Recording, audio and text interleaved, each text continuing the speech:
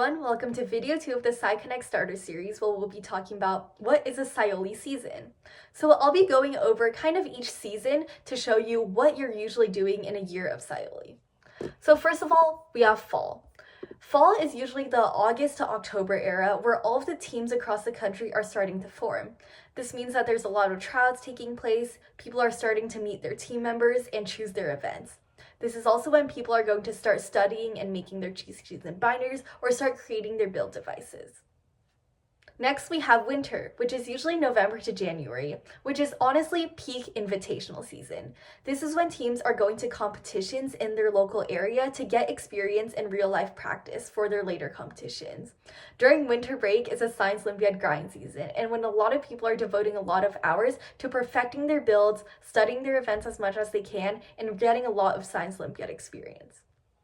Next, we have early spring, which is around February to March. This is usually when regionals is happening. Regionals is usually like around your city or your county, where a bunch of teams are going to compete against each other in order to try to make it to the next state competition. And that leads us to the spring season, which is around March and April. Almost all of the state competitions occur around this time, where the best teams in the state compete against each other to try to get to the national tournament. 1 to 2 teams per state per division are able to make it to nationals. And that brings us to nationals, which usually happens in May. This is when the top 60 teams from Division B and Division C get together at a university to compete for the best title. But it's not just about that. It's a really fun experience where everyone is able to do the best that they can and learn from each other. And after nationals is kind of the postseason.